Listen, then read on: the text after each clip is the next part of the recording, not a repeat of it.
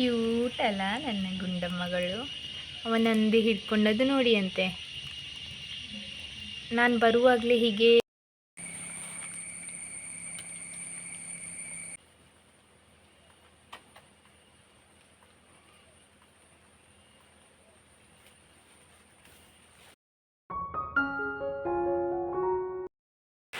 Hi guys, good morning, welcome to my new vlog. ಎಲ್ಲರೂ ಹೇಗಿದ್ದೀರಾ? ಎಲ್ಲರೂ ಆರಾಮ ಸೌಖ್ಯ ಅಂತ ಎಣಿಸ್ತೇನೆ.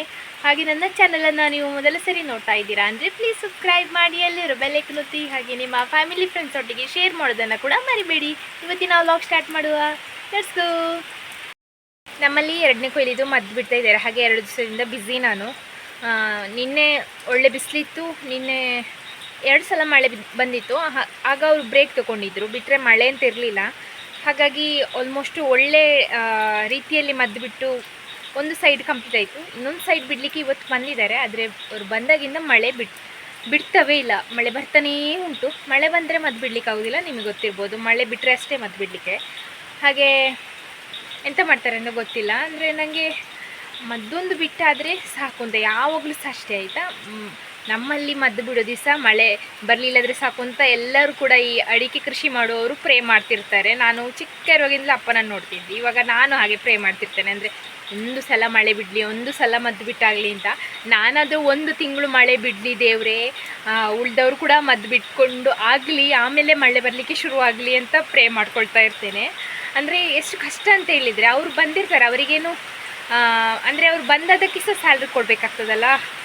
ಬಂದದಕ್ಕೆ ಮದ್ದು ಬಿಟ್ಟು ಆಗಿ ಹೋದರೆ ನಮಗೆ ಒಂದು ನೆಮ್ಮದಿ ಅಂತ ಹೇಳ್ಬೋದು. ಇಲ್ಲಾಂದರೆ ಕಾಯ್ತಾ ಕೂತ್ಕೊಳ್ಬೇಕಲ್ಲ. ಅದೇ ಈಗ ಬೆಳಿಗ್ಗೆಯಿಂದ ಕಾಯ್ತಾ ಇದ್ದಾರೆ, ಇನ್ನೂ ಕೂಡ ಮಳೆ ಬಿಡಲಿಲ್ಲ. ಹಾಗೆ ನಿನ್ನೆ ನಾನು ಬ್ಯುಸಿ ಇದ್ದೆ, ಹಾಗೆ ಬ್ಲಾಗ್ ಮಾಡಲಿಕ್ಕಾಗಲಿಲ್ಲ. ಅದೇ ಮದ್ದು ಬಿಡೋದು ತಯಾರಿ, ಮತ್ತು ಪೆಟ್ರೋಲ್ ತರಲಿಕ್ಕಿತ್ತು, ಬೇರೆಯವರ ಮನೆಯಿಂದ ಹೋಗಿ ಪಂಪ್ ತರಲಿಕ್ಕಿತ್ತು, ಹಾಗೆ ಬ್ಯುಸಿ ಇದ್ದೆ. ಹಾಗೆ ಈಗ ಇವತ್ತು ಮಳೆ ಬರ್ತುಂಟಲ್ಲ, ಹಾಗೆ ಸ್ವಲ್ಪ ಫ್ರೀ ಇದ್ದೇನೆ. ಅವರು ತೋಟಕ್ಕೆ ಇನ್ನೂ ಹೋಗಬೇಕಷ್ಟೇ. ಹೀಗೆ ಮಳೆ ಬರ್ತಾ ಉಂಟು.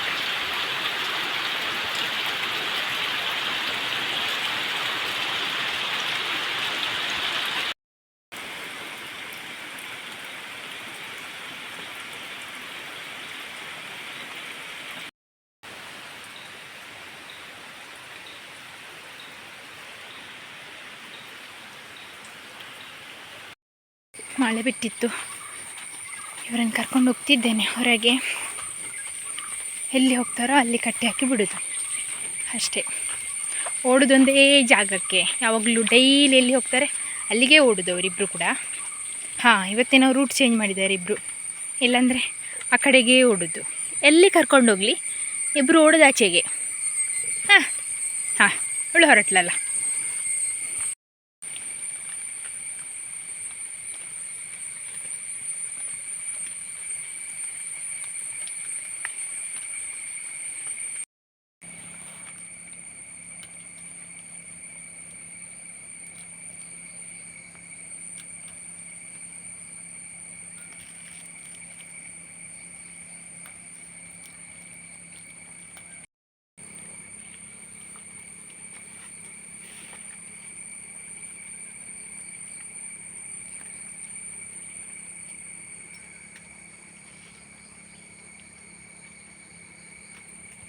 ಇವತ್ತು ಮಂತ್ ಎಂಡ್ 31. ಹಾಗೆ ನಾನು ಈ ಮಂತಿದು ಸ್ಟೋರಿದು ಅಕ್ಕಿ ಅಂದರೆ ರೇಷನ್ ತರಲಿಲ್ಲ ಇನ್ನೂ ಕೂಡ. ನನಗೆ ಮೊನ್ನೆಯಿಂದ ಹೋಗಬೇಕು ಅಂತಿತ್ತು. ಮಳೆ ಮತ್ತು ವರ್ಕ್ ಬ್ಯುಸಿ ಅಂತೇಳಿ ಹೋಗ್ಲಿಕ್ಕಾಗಲಿಲ್ಲ. ಇವತ್ತು ಬೇಗ ಬೇಗ ಮಾಡಿಟ್ಟು, ಅಡುಗೆಲ್ಲ ಮಾಡಿಟ್ಟು, ಹುಲ್ಲು ಒಂದು ಆಗಬೇಕು, ಮತ್ತು ಅಲ್ಲಿ ಹೋಗಿ ಬಂದಮೇಲೆ ಹುಲ್ಲು ಮಾಡುವಂತ ಇದ್ದೇನೆ.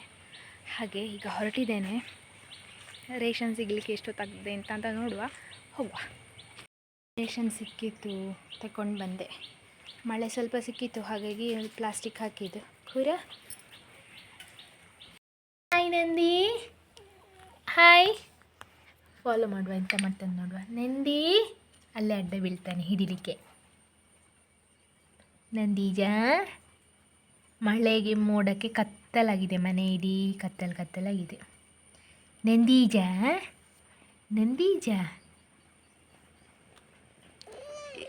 ಅಯ್ಯೋ ತಾಚಿ, ಹುಲ್ಲಿಗೆ ಹೋಗುವ ನಂದಿ, ಬತ್ತಿ. ರೇಷನ್ ತಗೊಂಡು ಬರುವಾಗ ಲೇಟ್ ಆಯಿತು. ಹಾಗೆ ಈಗ ನಾನು ಹುಲ್ಲಿಗೆ ಬಂದೆ, ತೋಟಕ್ಕೆ ಹೋಗಲಿಲ್ಲ, ಮನೆ ಹತ್ರ ಹುಲ್ಲಿರ್ದು ಒಂದು ಕಟ್ಟ ಮಾಡಿ ತೊಗೊಂಡು ಹೋಗಲಿಕ್ಕೆ ಸುಲಭ ಆಗ್ತದೆ ಅಂತೇಳಿ ಬಂದೆ. ಮತ್ತು ಇಲ್ಲೊಂದು ರಾಂಬುಟಾನಿದು ಗಿಡ ಉಂಟು, ಹಾಗೆ ಅದರ ಸುತ್ತ ಕ್ಲೀನ್ ಮಾಡಬೇಕು. ನನ್ನ ಅಕ್ಕ ಅದನ್ನು ತಂದದ್ದು ಪುಚ್ಚಕ್ಕ ಮಂಗಳೂರಿಂದ ನರ್ಸರಿಯಿಂದ, ಕಷಿ ಗಿಡ ಅಂಥೇಳಿ. ಇನ್ನೂ ಕೂಡ ಅದು ದೊಡ್ಡದಾಗ್ತೇ ಇಲ್ಲ. ಅಂದರೆ ನನ್ನ ಅಪ್ಪ ಅದನ್ನು ಒಳ್ಳೆ ಪ್ಲೇಸಲ್ಲಿ ನೆಡಲಿಲ್ಲ ಅಂತ ಹೇಳೋದು ನಂದು ಥಾಟು.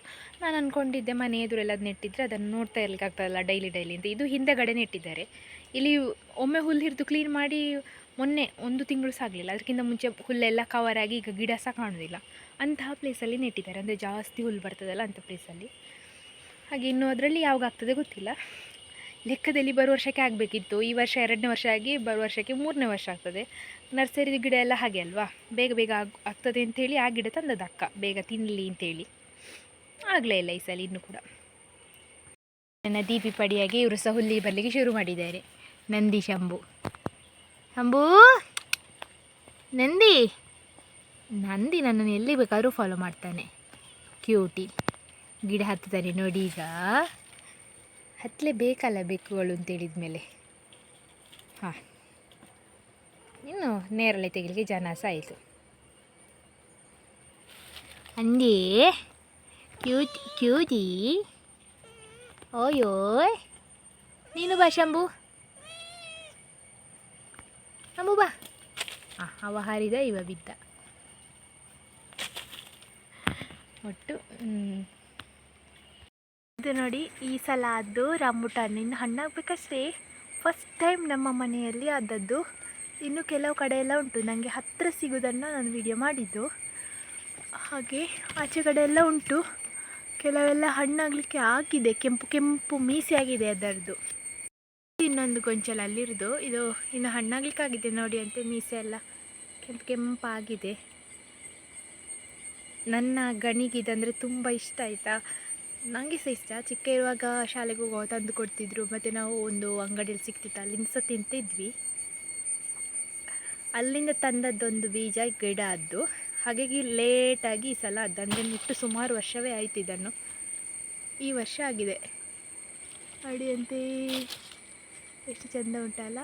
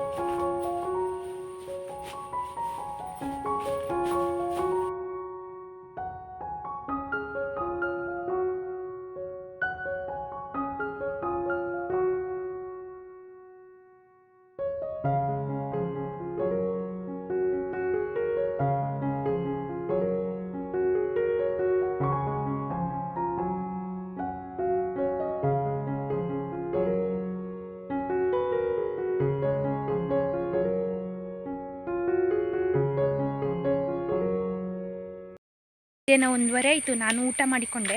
ಇನ್ನು ಅವರು ಮದ್ದು ಬಿಡುವವರು ಊಟಕ್ಕೆ ಬಂದು ಅವ್ರದ್ದು ಊಟ ಆದಮೇಲೆ ಮತ್ತೆ ನಾನು ಯಾವಾಗಲೂ ಊಟ ಮಾಡ್ತಿದ್ದದ್ದು. ಇವತ್ತು ಅವರು ಬೆಳಿಗ್ಗೆ ತಿಂಡಿ ತಿಂದದ್ದು ಲೇಟ್ ಆದ್ದರಿಂದ ಮಳೆ ಬಂದದ್ದು, ವರ್ಕ್ ಸ್ಟಾರ್ಟ್ ಮಾಡಿದ್ದೆಲ್ಲ ಲೇಟ್. ಹಾಗಾಗಿ ಇನ್ನೂ ಸಹ ಬಿಡ್ತಾ ಇದ್ದಾರೆ. ಇಲ್ಲಾಂದರೆ 1 ಗಂಟೆ 1:15ಗೆ ಬರ್ತಾರೆ ಊಟಕ್ಕೆ. ಇವತ್ತು ಲೇಟ್ ಅಂದರೆ ತಿಂಡಿ ಮಾಡಿದ್ದು ಕರಗಬೇಕಲ್ವ ಅಂತ ಹೇಳಿ ಇರ್ತದೆ. ಮತ್ತು ಇಷ್ಟು ಮದ್ದು ಮಾಡಿದ್ದು ಖಾಲಿ ಮಾಡಿ ಬರ್ತೇವೆ ಅಂತ ಹೇಳಿದ್ರಂತೆ ಅಪ್ಪನ ಹತ್ರ.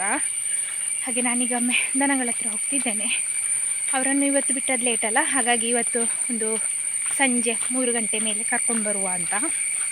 ಸಂಜೆ ಅಂದರೆ ತುಂಬ ಅಲ್ಲ, ಒಂದು 3 ಗಂಟೆಗೆ ಕರ್ಕೊಂಡು ಬರುವಂತ. ಈಗ ಒಂದು ಮಳೆ ಬಂದು ನಿಂತಿತ್ತು, ಒಳ್ಳೆ ಬಿಸಿಲು ಬರ್ತುಂಟು. ಹಾಗೆ ಅವಳಿದ್ದಾಳಲ್ಲ, ಮಳೆ ಬಂದರೂ ಸಹ ಕೂತಿದ್ದಾಳೆ ಒದ್ದೆ ಹಾಕ್ಕೊಂಡು. ನೋಡಿ ಅಂತೆ ಗುಂಡಮ್ಮ ಎಂತ ಇಲ್ಲಿ ಕೂತೀನಿ. ಇವಳದು ಮುಖ ನೋಡಿ, ಇದು ಉಂಟಲ್ಲ, ಇದು ಸೆಗಣಿ ಅಲ್ಲ, ಅವಳು ಹಲಸಿನ ಹಣ್ಣು ಆ ನಮೂನೆ ತಿಂದು ಎಲ್ಲ ಅದರದ್ದು ಅಂಟು ಉಂಟಲ್ಲ ಟಿಂಕಿ ಥರ ಮಾಡ್ಕೊಂಡಿದ್ದಾಳೆ ಮೂತಿಗೆ. ಅದಕ್ಕೆ ಈಗ ನನ್ನ ಅಕ್ಕಾಜಿ ಕೊಡುವಾಗ ಹಿಂಡಿದೆಲ್ಲ ಅಂಟಿದೆ ಅಂತ, ಹುಲ್ಲಿದು ಎಲೆ ಎಲ್ಲ ಅಂಟಿದೆ. ಶುಭಮ್ಮ ಗುಂಡಿ ಆದ್ಲಲ್ಲ ಈಗ ನಂದು ಶುಭಮ್ಮ, ಕ್ಯೂಟ್ ಕಾಣ್ತಾಳೆ ಈಗ. ಮಧ್ಯಾಹ್ನ ಮೇಲಿಂದ ಒಳ್ಳೆ ಬಿಸಿಲು, ಹಾಗಾಗಿ ಎಂತ ಡಿಸ್ಟರ್ಬ್ ಇಲ್ಲ. ಅಂದರೆ ಮದ್ದು ಬಿಡ್ತಾ ಇದ್ದಾರಲ್ಲ, ಇನ್ನೊಂದು ಸ್ವಲ್ಪ ಉಂಟು. ಅದಾದರೆ ನಮ್ಮ ತೋಟದ್ದು 2ನೇ ಕೊಯ್ಲಿದು ಮದ್ದು ಬಿಟ್ಟು ಕಂಪ್ಲೀಟ್ ಆಗ್ತದೆ. ನಾನಿವತ್ತು ತೋಟಕ್ಕೆ ಹೋಗಲಿಲ್ಲ, ಹಾಗೆ ನಿಮಗೆ ಮದ್ದು ಬಿಡೋದು ಕೂಡ ತೋರಿಸಲಿಲ್ಲ. ಏನಂದರೆ ನಾನು ಫಸ್ಟ್ ಕೊಯ್ಲು ಮದ್ದು ಬಿಡೋದನ್ನು ಕಂಪ್ಲೀಟಾಗಿ ಎಕ್ಸ್ಪ್ಲೈನ್ ಮಾಡಿದ್ದೆ ನಿಮಗೆ. ಸೇಮ್ ಅದೇ ಪ್ರೊಸೀಜರ್. ಅಲ್ಲಿ ಗಾಯ ಮಾಡ್ಕೊಂಡು ಬಂದಿದ್ದಾಳೆ ಮಧ್ಯಾಹ್ನ ಅಂತೂ ನೋಡಲಿಕ್ಕೆ ಆಗಲಿಲ್ಲ ನನಗೆ ಕರ್ಕೊಂಡು ಬರುವಾಗ. ಹಾಗೆ ಇದು ಎಣ್ಣೆ ಉಂಟಲ್ಲ, ನೋವಿದೆ ಎಣ್ಣೆ ನಾನು ಹಾಕೋದು. ಯಾಕಂದರೆ ನನಗೆ ಎಂತ ನೋವಾದರೂ ಕೂಡ ಗಣಿ ಫಸ್ಟ್ ಇದನ್ನು ಇಟ್ಕೊಂಡು ಬರ್ತಾರೆ.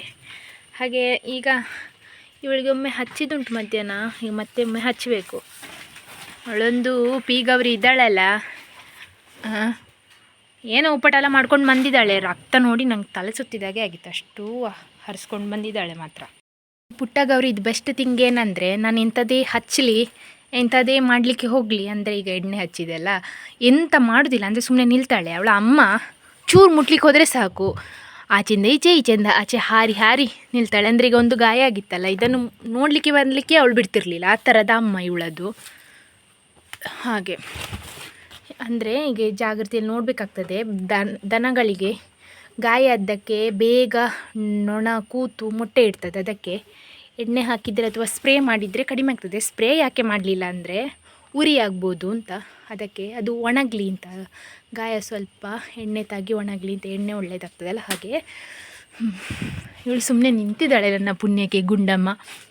ಮದ್ದು ಬಿಟ್ಟಾಯಿತು, 2ನೇ ಕೊಯ್ಲಿದು ಕಂಪ್ಲೀಟಾಗಿ ಆಯಿತು ಇವತ್ತೊಂದು ಸಂಜೆ 4 ಗಂಟೆ ಆಗುವಾಗ. ಹಾಗೆ ನಾನೀಗ ತೋಟಕ್ಕೆ ಬಂದಿದ್ದೆ. ಇದು ಕೊಡೆ ಪಂಪು ಉಂಟಲ್ಲ, ಅದಕ್ಕೆ ಇಡಲಿಕ್ಕೆ ತಂದಿದ್ದು. ಮತ್ತು ಒಂದು ಕಡೆ ಪ್ಲಾಸ್ಟಿಕ್ ಬಾಕಿ ಆಗಿದಂತೆ. ಹಾಗೆ ಇಡೀ ತೋಟ ಹುಡುಕ್ತಿದ್ದೇನೆ, ಅವರು ಹೇಳಿದ ಪ್ಲೇಸಲ್ಲಿ ಎಲ್ಲಿ ಉಂಟು ಅಂತೇಳಿ. ಹಾಗೆ ಒಮ್ಮೆ ನಾನು ಮತ್ತು ಇವತ್ತು ವ್ಲಾಗ್ ಮಾಡಲಿಕ್ಕೆ ಸಹ ಬರಲಿಲ್ಲ ತೋಟಕ್ಕೆ. ಮೇಯ್ನ್ ಅಂದರೆ ನನಗೆ ಹೋಗ್ಲಿಕ್ಕಿತ್ತಲ್ಲ, ಎಲ್ಲಿಗೆ ಅಂದರೆ ರೇಷನ್ ತರಲಿಕ್ಕೆ ಹೋಗ್ಲಿಕ್ಕಿತ್ತು. ಆಮೇಲೆ ಸಾಂಬಾರು ತಿಂಡಿ ದನಗಳ ಹತ್ರ ಹೋಗೋದು ಹುಲ್ಲು ಅಂತೇಳಿ ಆಗೋಷ್ಟರಲ್ಲಿ ತೋಟಕ್ಕೆ ಬರಲಿಲ್ಲ. ಇಲ್ಲಾಂದರೆ ಒಂದ್ಸಲ ಆದರೂ ವ್ಲಾಗ್ ಮಾಡಲಿಕ್ಕೆ ಬರ್ತೇನೆ. ಮತ್ತು ನಿಮಗೆ ತೋಟಕ್ಕೆ ಮದ್ದು ಬಿಡೋದ್ರ ಬಗ್ಗೆ ನಿಮಗೆ ಗೊತ್ತಿರ್ತದೆ ಆಲ್ರೆಡಿ ಎಲ್ರಿಗೆ ಸಹ. ಮತ್ತು ನಾನು ಫಸ್ಟ್ ಕೊಯ್ಲು ಮದ್ದು ಬಿಟ್ಟೋದ್ರ ಬಗ್ಗೆ ಸಹ ಹೇಳಿದ್ದೆ ನಿಮಗೆ. ಹಾಗೆ ಇಲ್ಲೊಂದು ಸ್ಪೆಷಲ್ ಅಣಬೆ ಉಂಟಾಯ್ತಾ, ತೋರಿಸ್ತೇನೆ ನಿಮಗೆ, ಮರದಲ್ಲಿ ಅದು.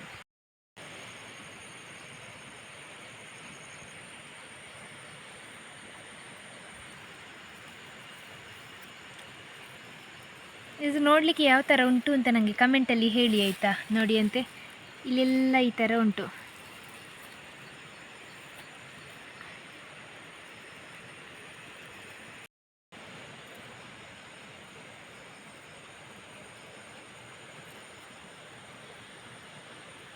ಮೊನ್ನೆ ನಾನು ನಿಮಗೆ ನನ್ನ ಬ್ಲಾಗಲ್ಲಿ ತೋರಿಸಿದ್ದೆ ಒಂದು ಹಣ್ಣು, ನಮ್ಮ ತೋಟದಲ್ಲಿ ಸುಮಾರು ವರ್ಷ ಆದಮೇಲೆ ಆದ್ದು ಅಂತ. ಅದಕ್ಕೆ ಮಾಪಲ ಹಣ್ಣು ಅಂತ ಹೇಳ್ತೇವೆ, ಮತ್ತು ಕನ್ನಡದಲ್ಲಿ ಮಾದಳ ಹಣ್ಣು ಅಂತ ಹೇಳೋದಂತೆ ಗಣಿ ಹೇಳ್ತಿದ್ರು. ನನಗೂ ಸಹ ಎಕ್ಸಾಕ್ಟಾಗಿ ಗೊತ್ತಿಲ್ಲ. ಸುಮಾರು ಜನ ಅದನ್ನು ಸತ್ಯನಾರಾಯಣ ಪೂಜೆ ದೇವರಿಗೆ ತುಂಬ ಪ್ರಿಯವಾದ ಹಣ್ಣು ಅಂತ ಕೂಡ ಹೇಳಿದ್ದೀರಾ. Thank you for the information, ನನಗೆ ಸಹ ಗೊತ್ತಿರಲಿಲ್ಲ. ಇವತ್ತು ನಾನು ರೇಷನ್ ತರಲಿಕ್ಕೆ ಹೋದಾಗ ಕೆಲವು ಕಮೆಂಟ್ಸ್ ಎಲ್ಲ ಓದಿದೆ, ಆದರೆ ಎಲ್ಲ ವೀಡಿಯೋಸ್ ನೋಡಲಿಕ್ಕೆ ಆಗಲಿಲ್ಲ. ಅದೊಂದು ನೋಡುವಾಗ ಹೌದಾ ಅಂತ ಅನಿಸಿತು, ಅದು ನಂಗೆ ಗೊತ್ತಿರಲಿಲ್ಲ. ಹಾಗೆ ಮತ್ತೇನಂತ ಹೇಳಿದರೆ, ಅದನ್ನು ಕೊಯ್ಲಿಲ್ಲ ಆಯಿತಾ, ಅದು ಇನ್ನೂ ಸಹ ಒಂದು 10 ದಿವಸ ಬೇಕಾಗ್ಬೋದು ಹಣ್ಣಾಗಲಿಕ್ಕೆ ಅಂತ ಅಪ್ಪ ಹೇಳಿದರು.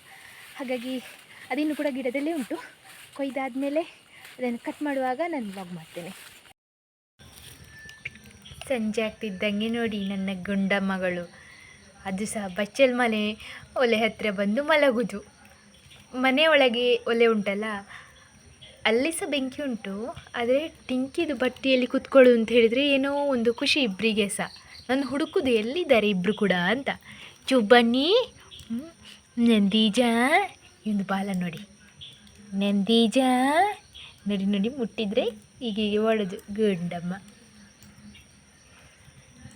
ತಾಚಿ ಹಿತ್ಕೊಂಡು ಮಲಗು ಅಣ್ಣನನ್ನು. ಕ್ಯೂಟ್ ಅಲ್ಲ ನನ್ನ ಗುಂಡಮ್ಮಗಳು. ಅವನಂದು ಹಿಡ್ಕೊಂಡದ್ದು ನೋಡಿ ಅಂತೆ. ನಾನು ಬರುವಾಗಲೇ ಹೀಗೆ ಮಲಕೊಂಡಿದ್ರು, ಆಗ ಕಣ್ಣು ಬಿಟ್ಟಿದ್ರಲ್ಲ, ಈಗ ಚಂದ ಬಿಸಿಗೆ ಮಲಗಿದ್ದಾರೆ.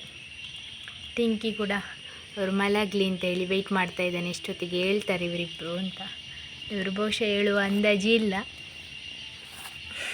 ಇಷ್ಟು ಜಾಗ ಬಿಟ್ಟಿದ್ದಾರೆ ಟಿಂಕಿಗೆ ಅಂತ, ಸೈಡಲ್ಲಿ ಮಲಗಿದ್ದಾರೆ ನೋಡಿ.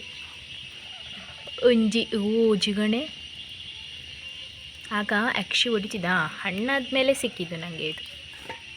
ಹೊರಗಡೆ ಓಡಾಡ್ದು ಏನು ಕಡಿಮೆ ಇಲ್ಲ, ಮತ್ತು ಜಿಗಣೆ ಎಲ್ಲ ಸಹ ಹೋಗ್ಬೋದು. ಹಾಗೆ ನನ್ನ ವ್ಲಾಗನ್ನು ಇಲ್ಲಿಗೆ ಎಂಡ್ ಮಾಡ್ತಿದ್ದೀನಿ. ನಿಮಗೆ ಇಷ್ಟ ಆಗಿದ್ದರೆ ಲೈಕ್ ಮಾಡಿ, ಶೇರ್ ಮಾಡಿ, ಕಮೆಂಟ್ ಮಾಡಿ. ಚಾನಲ್ಗೆ ಹೊಸಬ್ರಾಗಿದ್ದರೆ ಸಬ್ಸ್ಕ್ರೈಬ್ ಮಾಡಿ. ನಿಮ್ಮ ಫ್ಯಾಮಿಲಿ ಫ್ರೆಂಡ್ಸ್ ಒಟ್ಟಿಗೆ ಶೇರ್ ಮಾಡೋದನ್ನು ಕೂಡ ಮರಿಬೇಡಿ. ಹಾಗೆ ನನ್ನನ್ನು ಇನ್ಸ್ಟಾಗ್ರಾಮಲ್ಲಿ ಫಾಲೋ ಮಾಡಲಿಲ್ಲದ್ರೆ @ಅನುಷಾ ಕೃಷ್ಣನಾಯಕ್ ಅಂತ ಫಾಲೋ ಮಾಡಿ. ಕಮೆಂಟಲ್ಲಿ ಪಿನ್ ಮಾಡಿರುವಂತಹ ವಾಟ್ಸಪ್ ಚಾನಲನ್ನು ಕೂಡ ಜಾಯ್ನ್ ಆಗಿ ಅಂತ ಹೇಳ್ತಾ ಸಿಗುವ ನಾಳಿನ ವ್ಲಾಗಲ್ಲಿ. ಎಲ್ಲಿ ತನಕ ಎಲ್ಲರಿಗೂ ಸಹ ಬೈ ಬಾಯ್.